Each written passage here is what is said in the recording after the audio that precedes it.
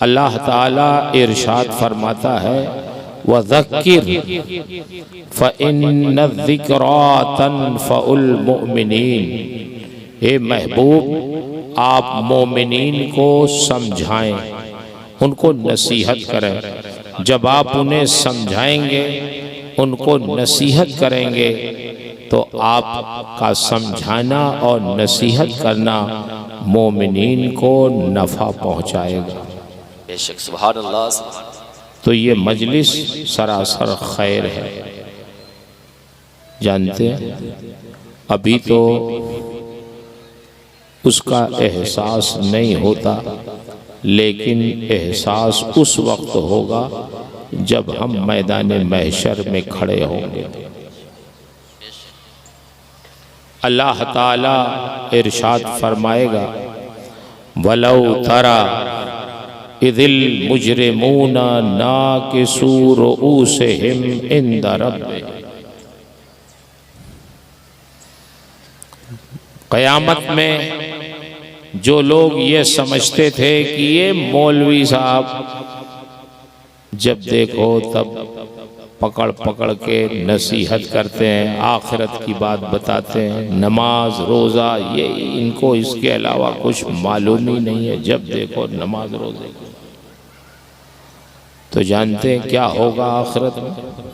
اللہ فرماتا ہے گنہگار مجرمین مذاق اڑانے والے قیامت میں اپنے رب کی بارگاہ میں سر جھکائے کھڑے ہوں گے۔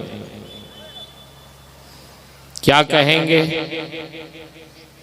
ربنا ابصرنا وسمعنا۔ اے اللہ، دنیا میں تیرے بندے پکڑ پکڑ کے سمجھاتے تھے تو بات سمجھ میں نہیں آتی تھی، ہم سمجھتے تھے یہ مولوی صاحب ہیں، یہ ملا جی ہیں، یہ امام صاحب ہیں، ان کو کیا آتا جاتا ہے، جب دیکھو نماز روزہ۔ مگر اے اللہ، آج سمجھ میں آ گیا کہ حق وہی تھا جو تیرے بندے سمجھا۔ بے شک، سبحان اللہ۔ ربنا ابصرنا، اے اللہ ہم نے اپنی نگاہوں سے دیکھ لیا، وسمعنا اپنے کانوں سے سن لیا کہ حق وہی تھا جو تیرے بندے دنیا میں ہمیں سمجھاتے تھے، ہم ان کا مذاق اڑاتے تھے، ہم ان کو ہلکا سمجھتے تھے، ان کی باتیں سن کر ایک کان سے سن کر دوسرے کان سے نکال دیتے تھے۔ وہ ہمیں جمعہ میں پہلے بلاتے تھے مگر ہم اس وقت جاتے تھے جب خطبے کی اذان ہو جاتی تھی، ہم نہیں توجہ دیتے تھے، مگر آج سمجھ میں آ گیا کہ حق وہی تھا جو تیرے بندے سمجھاتے تھے۔ فرجعنا نعمل صالحا، اے اللہ ایک بار اور مہلت دے دے، دوبارہ دنیا میں بھیج دے، نعمل صالحا، اب تیری نافرمانی نہیں کریں گے، وہی کریں گے جو تو چاہتا ہے، اب نیک کام کریں گے، نیک عمل کریں گے، برائیوں سے بچیں گے۔ اے اللہ ایک بار اور موقع دے دے، دوبارہ ہمیں دنیا میں بھیج دے، اب کسی شک و شبہے میں نہیں ہے، انا موقنون، اب ہمیں بالکل یقین ہو گیا ہے، اب جائیں گے تو غلطی نہیں کریں گے۔ تو اللہ کیا فرمائے گا؟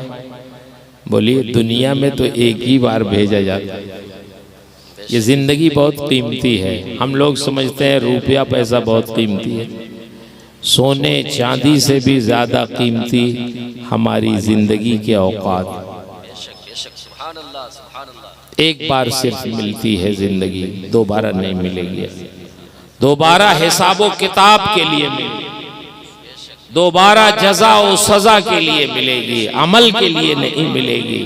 عمل کے لیے صرف ایک بار ملی ہے، اس کی اہمیت آپ سمجھیں، اور اس کی اہمیت یہی ہمارے علماء کرام بتاتے ہیں، یہی مسجدوں کے امام، یہی میلاد جلسے میں تقریر کرنے والے، سمجھانے والے ہمیں اور آپ کو سمجھاتے ہیں۔ جن کو ہم معمولی سمجھتے ہیں۔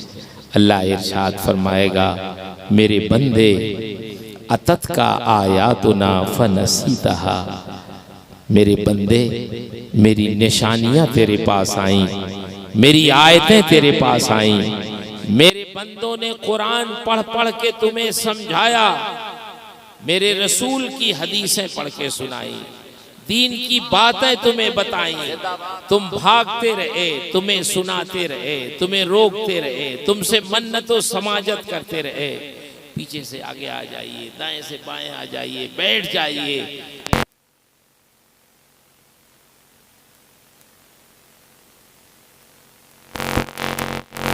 کہتے رہے جو میں دو ہم اپنا کام کرتے ہیں۔ اللہ فرمائے گا میری آیتیں تیرے پاس آئیں، اتت کا آیاتنا فنسیتہا، تو نے اسے بھلا دیا، وَكَذَلِكَ الْيَوْمَ تُنسَىٰ، جیسے دنیا میں تم نے میری آیتوں کو بھلا دیا، میری نشانیوں کو بھلا دیا، میرے بندوں کی نصیحتوں کو بھلا دیا، آج تمہیں بھلا دیا جائے گا، یعنی تمہاری طرف توجہ کرے۔ اللہ بھول سے پاک ہے، وہ کسی کو نہیں بھلا۔ مطلب یہ ہے تمہاری طرف توجہ نہیں کی جائے گی، تمہاری بات نہیں سنی جائے گی۔ تو میرے بھائیوں، کل شرمندہ ہونے سے پہلے ہمیں آج شرمندہ ہونے چاہیے، آج احساس ہونا چاہیے۔ یہ زندگی جو اللہ نے دی ہے یہ بہت قیمتی زندگی ہے، یہ صرف ایسے ہی ظاہر کرنے کے لیے نہیں ہے۔ اللہ کے رسول ارشاد فرماتے ہیں لا یزال قدم عبد یوم القیامہ حتی یسأل عن خمس عن عمرہ فیما افنی، قیامت کے دن بورڈ لگ جائے گا اسٹاف کا، یہاں رک جاؤ، اس سے آگے قدم مت بڑھانا، اس سے آگے نہیں جا سکتے، ہم تم سے کچھ باتیں پوچھنا چاہتے ہیں، ایک ایک کر کے۔ اللہ فرمائے گا ان عمرہ فیما افنا، یہ میں نے جو تمہیں خوبصورت زندگی دی تھی اس کو کہاں خرچ کیا، اس کا حساب بتاؤ، کہاں تم نے یہ میری دی ہوئی زندگی تم نے خرچ کی، اس کے ایام کہاں گزارے، کہاں تم نے خرچ کیا۔ ہم تو سمجھتے تھے یہ ہاتھ پاؤں ہمارے ہیں، یہ نگاہیں ہماری ہے، یہ زندگی ہماری ہے، جیسے چاہے خرچ کرے۔ نہیں نہیں، یہ زندگی ہماری نہیں ہے، ہمارے رب کی ہے، ہمیں امانت کے طور پہ ادھار دیا۔ آپ تشریف فرمائیں، آپ پوچھو کسی سے کہ میں اپنی آنکھ نکلوا کے کسی کو دینا چاہوں تو دے سکتا ہوں؟ شریعت کہے گی نہیں دے سکتے، یہ آنکھ آپ کی نہیں ہے، یہ رب العالمین۔ بلکہ میں اگر یہ کہوں کہ میں اپنے اس رومال میں ماچس لگا کے اسے جلا دوں گا کیونکہ یہ میرا ہے، میں نے خریدا ہے، تو شریعت کہے گی نہیں نہیں، آپ اس کے مجازی مالک ہیں، اسراف کا حکم نہیں ہے۔ اللہ نے مومنین کی جان اور مال کو جنت کے بدلے خرید لیا ہے، نہ وہ اپنی جان کو ہی ضائع کر سکتا ہے نہ اپنا مال کو ہی ضائع کر سکتا ہے۔ میرے بھائیوں، کیسے سمجھائیں، ہمارے پاس تو زبان بھی ایسی نہیں کہ کہتے تو اثر ہو جائے، تو بہت گنہگار زبان ہے، لیکن اسی سے بھی سمجھانا ہے۔ سمجھتے ہیں کہ سمجھانے ہی سے شاید ہماری زبان بھی پاکیزہ ہے۔ یہ جلسے بہت ضروری بھی اور اتنے سارے لوگوں کی تربیت کا ذریعہ ہے۔ اتنی ہماری مائیں بہنیں بیٹیاں آئی ہیں، اتنے ہمارے بھائی بزرگ ہمارے بیٹے آئے ہیں، یہ سب سینکڑوں کی تعداد میں لوگ ہیں۔ شاید کسی کے دل میں بھی اگر بات آ جائے تو یہ جلسہ تھا۔ میں نے گورکھپور میں ایک بار ایک تقریر کی، دوسری سال پھر جب آیا، او آپ بیٹھے ہیں، آپ میری بہن آپ بیٹھ جاؤ، اسے سنو اور جو عمل کے لائق چیز ہے اس پہ عمل کرو۔ یہی سب سے بڑا نذرانہ ہے۔ اللہ نے آپ کو بہت عزت دی ہے، پردے میں رہنے کے لیے آپ سے فرمایا وہیں رہے اور غور سے سنے علماء کرام کی بات۔ میں نے تقریر کی تو تقریر کر کے تو چلا گیا، میں 1 سال کے بعد پھر میں آیا تو ہمیں تو کچھ پتا بھی نہیں تھا کہ ہم نے جو کہا وہ ہوا میں چیز اڑ گئی یا کسی کے سمجھ میں۔ تو ایک صاحب آئے ملنے، انہوں نے کہا حضرت گزشتہ سال جب آپ آئے تھے تو میں اپنے ایک دوست کو بھی لے گیا اور اس دوست پر آپ کی تقریر کا اثر ہو گیا۔ میں نے کہا کیا اثر ہوا؟ کہنے لگے وہ اپنی بیوی کو پٹائی بہت کرتا، مارتا بہت تھا۔ تو جب آپ نے حدیث سنائی کہ سرکار کیسے رہتے تھے گھر میں، تو اس نے کہا میں تو رنگ جا رہا ہوں، الگ جا رہا ہوں۔ تو اس نے مارنا چھوڑ دیا۔ تو میں نے حدیث کیا بیان کی تھی وہ بیان کر تو ہو سکتا میں نے اور بھی جلد سے بیان کیا تاکہ آپ بھی غور سے سن لیں۔ اگر کوئی مارتا پیٹتا ہو بہت زیادہ تو شاید ایسا۔ میں نے حدیث شریف یہ بیان کی تھی کہ سرکار نے ارشاد فرمایا خیرکم خیرکم لأہلی وَأَنَا خَيْرُكُمْ لِأَهْلِي۔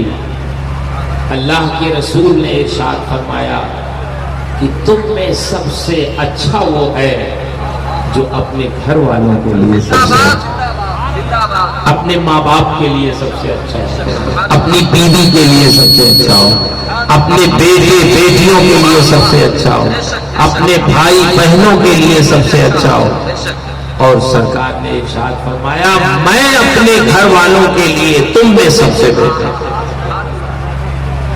سرکار کے فرمانے کا مطلب یہ تھا تم مجھے مصلی پہ نماز پڑھتے دیکھتے ہو تو صرف میں نماز ہی اچھی نہیں پڑھتا ہوں، اپنے گھر والوں کے ساتھ بھی اچھائی سے پیش آتا۔ میں صرف نصیحت ہی نہیں کرتا ہوں اپنے امتیوں کو، بلکہ میں خود اس پہ عمل کرتا ہوں، پہلے عمل کرتا ہوں پھر لوگوں کو اس کا حکم۔ اللہ کے رسول صلی اللہ علیہ وسلم نے یہ اخلاقیات کا باب ہمیں سمجھایا۔ ہم دیکھتے بھی ہیں کہ ہمارے بہت سے یہ بچے نوجوان اپنے دوستوں کے لیے بہت اچھے ثابت ہوتے ہیں۔ ان کا دوست اگر کہہ دے جان دینے کے لیے تو جان دے دیں گے، لیکن اگر ان کے ماں باپ پانی مانگے کہ ہینڈ پائپ سے پانی نکال کے لے آؤ تو یہ آسانی سے پانی لا کے پلانے کے لیے تیار۔ کیا مطلب؟ آپ دنیا بھر کے لیے بہت اچھے ہو، اپنے دوستوں کے لیے اچھے ہو، باہر کی مجلسوں میں آپ بہت اچھے ہو، بہت اخلاق ہو، باہر جائیں تو آپ ہزاروں خرچ کر دیتے ہو اپنے دوستوں پر، مگر جب اپنے گھر آئیں تو اپنے ماں باپ پر چند روپے بھی نہ خرچ کریں، سینکڑوں بھی نہ خرچ کرتے ہو، اپنی بیوی پہ نہ خرچ کریں، اپنے بچوں پہ نہ خرچ کریں۔ دوسروں سے تو آپ مسکرا کے ملیں، لیکن اپنے بیوی بچوں سے، اپنے ماں باپ سے آپ محبت سے نہ ملیں تو آپ اچھے نہیں ہیں۔ اچھا وہی ہے جو سب سے پہلے اپنے گھر والوں کے لیے اچھا۔ اللہ کے رسول صلی اللہ علیہ وسلم ارشاد فرماتے ہیں کہ میں اپنے گھر والوں کے لیے سب سے اچھا ہوں، تو اس کی مثال آپ سنیں۔ ام المومنین سے صحابہ کرام آ کے پوچھتے تھے ام المومنین آپ بتائیں ہمیں کہ ہم سرکار کے بارے میں جاننا چاہتے ہیں کہ سرکار مسجد میں ہوتے ہیں تو ان کی نصیحت بہت اچھی ہوتی ہے، ہمارے ساتھ پیش بہت اچھے طرح سے آتے ہیں، بہت حسن اخلاق کا مظاہرہ ہوتا ہے، لیکن آپ بتائیں کہ سرکار جب گھر میں ہوتے ہیں تو اپنے بیوی بچوں کے ساتھ کیسے تھے؟ میں نے یہ حدیث وہاں سنائی تھی تو ام المومنین ارشاد فرماتی ہے صحابی رسول سے، آؤ میں تمہیں بتاتی ہوں میرے سرکار جب گھر میں رہتے ہیں تو انتہائی بے تکلف اور سادہ رہتے ہیں، سبحان اللہ کوئی کرو فرق نہیں۔ ہمیں معلوم ہے وہ امام الانبیاء ہے، وہ سید الانبیاء ہے، کائنات کی رونق ہے وہ، لیکن جب گھر میں رہتے ہیں تو ایک شوہر کی حیثیت سے رہتے ہیں، ایک باپ کی حیثیت سے رہتے ہیں، اپنی اولاد کے سامنے ایک باپ کی حیثیت سے، بیویوں کے سامنے ایک اچھے بااخلاق شوہر کی حیثیت سے، سادہ اتنے کہ اگر ان کا کرتا پھٹ جائے تو ان کے خادموں کی کمی نہیں ہے، ہزاروں خادم ان کے ہیں صحابہ کی شکل میں، گھر میں ازواج مطہرات ہیں، لوگ چاہتے ہیں کہ سرکار کی خدمت کا موقع مل جائے، لیکن سرکار اپنا کرتا اپنے ہاتھ سے سلنا پسند کرتے ہیں۔